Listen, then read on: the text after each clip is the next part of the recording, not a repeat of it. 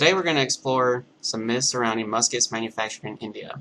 First, after close observation, one will notice that many of these myths are spread through many forums and groups, especially on Facebook, mostly by American gun builders, who either practice this trade as a hobby or as a way of living. Secondly, when asked about proof and examples of burst barrels made for manufacturers in India, they cannot provide any substantial evidence. Finally, we will discuss the methods practiced during the 18th century in barrel making and compare them to modern-day processes used in India. Although the results of this video will most likely do little to sway some, it should shed some light onto how and why these myths were started. I remember buying my first pattern brown vest musket second-hand from a fellow reenactor who was getting out of the hobby. I have a desire to test weapons and utilize them as they were originally intended. I began researching original cartridge loads and various ball diameters. I noticed that even though the bore had a set diameter of .75, I obtained optimal accuracy with a .69 caliber ball. When posting my findings to a flintlock group on Facebook, I was promptly questioned about its origins. When I stated it was from India, I was told it was unsafe and could blow up in my face at any moment. I was told by several U.S. gun makers they are designed to be hung on a wall and are nothing more than mere pipe bombs.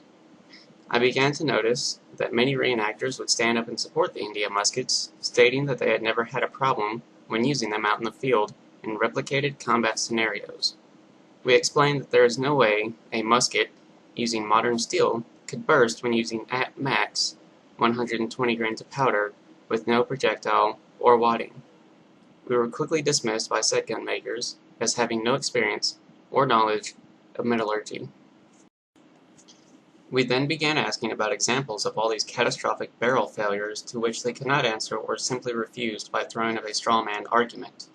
Quite simply, I believe these gun makers have created a myth and spread it in an attempt to prevent people from saving money and buying a replica musket for far less than what they charge, also known as price gouging. Once upon a time, replica muskets from Japan and Italy were once heralded as top of the line. However, one can see that they are slowly gaining these myths by the same people, again, in an effort to prevent customers from buying elsewhere.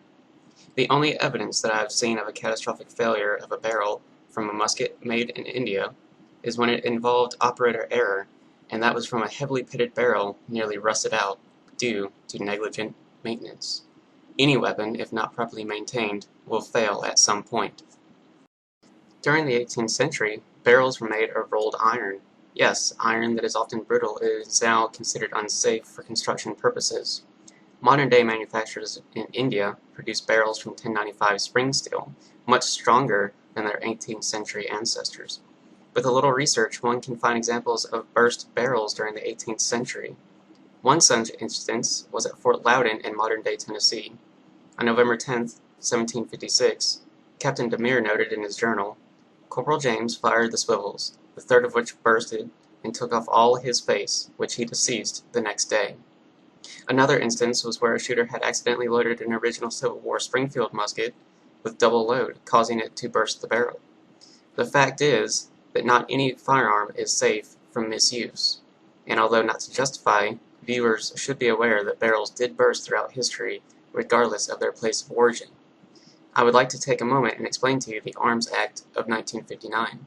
Which many gun makers here in the U.S. conveniently ignore, thus giving way to their touch-hole argument and saying that these are made only for display purposes. After speaking to one of my contacts in India, I learned that they have a very strict law regarding weapons, and this even includes knife making as well. In 1859, the British Empire had passed a law, also called the Arms Act, forbidding shops or individuals from manufacturing weapons of any type, in an effort to prevent another rebellion. After India gained its independence, it again reinstated the Arms Act. This time they changed it to the Arms Act of 1959. This act also forbade anyone besides a government agency from manufacturing weapons. Therefore, in an effort to make reproduction muskets, makers are restricted to only being able to produce non-functioning weapons. This is why you will never get a sharp knife, sword, or pointed bayonet from India legally. This is also why there will never be a touch hole drilled into a musket. Gunmakers here in the U.S. exploit this fact to claim that they are unsafe movie props, therefore giving doubt into people's minds encourage them to buy from their price-gouged market. As a disclaimer, I encourage all viewers to ensure all weapons are safe prior to shooting, as I have even seen modern AR-15s suffer a catastrophic failure. Stay safe and keep your powder dry. Thanks for watching.